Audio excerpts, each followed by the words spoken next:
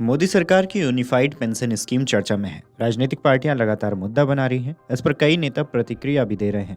ऐसे में कांग्रेस नेता राशिद अल्वी ने भी बयान दिया है। कांग्रेस नेता ने कहा है कि जो काम सरकार को पहले कर देना चाहिए था, वो सरकार अब दबाव में कर रही है। सारा विपक्ष ये कहता है कि सरकार का पेंशन के मामले में कुछ निर्णय लेना चाहिए।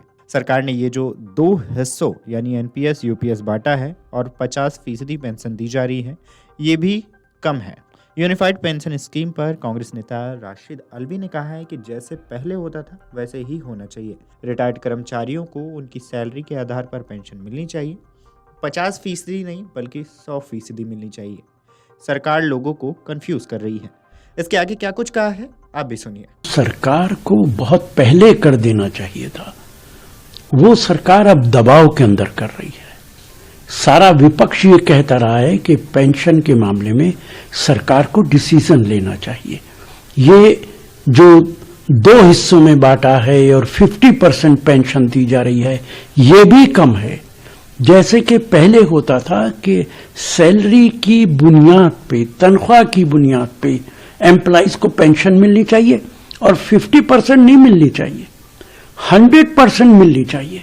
जो आदमी रिटायर हो गया है, पूरी जिंदगी सरकार के अंदर उसने काम किया है, देश के लिए काम किया है, आप ये फैसला कर रहे हैं पहली इंस्टॉलमेंट ये होगी, दूसरी इंस्टॉलमेंट ये होगी, 50% एश्योर्ड स्कीम होगी।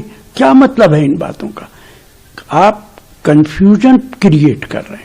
सीधी सीधी पेंशन होनी चाहिए और सारे एम्प्लॉइज की होनी चाहिए। वही यूनिफाइड पेंशन स्कीम पर शिवसेना यूबीटी के नेता अनिल दुबे ने कहा है कि यूनिफाइड पेंशन स्कीम लाकर केंद्र सरकार ने साबित कर दिया है कि पिछले कुछ महीनों से विपक्ष की पेंशन स्कीम की मांग के कारण उन्हें ऐसा करना पड़ा है। इस बार बीजेपी केवल 240 सीट जीत पाई है, इसलिए उन्हें पता है कि उन्हें केंद्र सरकार के कर्मचारियों के लिए कुछ योजना लानी होगी।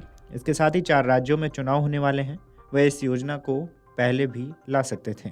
यूनिफाइड पेंशन स्कीम के बारे में बताएं तो यूनिफाइड पेंशन स्कीम के तहत यदि किसी कर्मचारियों ने न्यूनतम 25 साल तक काम किया तो उसे रिटायरमेंट के पहले नौकरी के आखिरी 12 महीने के बेसिक पे का 50% पेंशन के रूप में मिलेगा।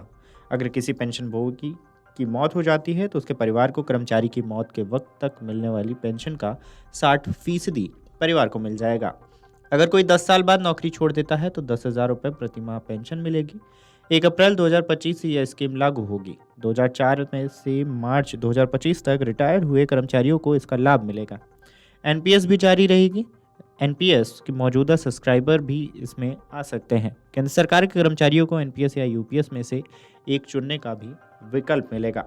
सरकार ने यूनिफाइड पेंशन स्कीम लाकर ये तो सिद्ध कर दिया कि विपक्ष की जो मांग उठ रही थी पिछले कई महीनों से कि आपको एक पेंशन योजना लानी पड़ेगी, तो लानी पड़ेगी।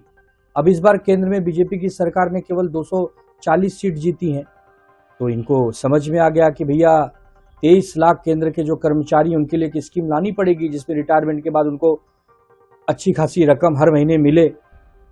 तो ये विपक्ष की भी मांग रही है, लेकिन साथ ही दूसरी तरफ से देखिए कि 4 राज्यों के चुनाव होने वाले हैं, जिसमें से 2 के अनाउंस हो चुके हैं, जम्मू कश्मीर और हरियाणा। झारखंड और महाराष्ट्र कभी भी अनाउंस होंगे। तो एक पीछे के दरवाजे से इन्होंने आचार संहिता भी भंग कर दी। जब देश में चुनाव चल रहे हों तब आप कोई योजना ला रहे हैं, भले वो हमारे बेहतरी के लिए योजनाएं हैं, पर आप पहले भी तो ला सकते थे। आपके पास समय था। जब कोड ऑफ कंडक्ट राज्यों में लग गया, जम्मू कश्मीर और हरियाणा में, क्या हरियाणा और जम्मू कश्मीर के लोग केंद्र सरकार की नौकरियों में नहीं है? तो ये ठीक है, लोगों का फायदा होना चाहिए, हमारी डिमांड है, विपक्ष की डिमांड है, इंडिया गठबंधन की डिमांड है, लेकिन आपकी चालाकियों से आप बाज नहीं आते। Video desk Amar Ujala dot com. अगर आप ये वीडियो YouTube पर देख रहे हैं तो हमारे चैनल को सब्सक्राइब करें और बेल आइकन को दबाना ना भूलें। अगर आप Facebook पर ये वीडियो देख रहे हैं तो हमारे पेज को लाइक करें।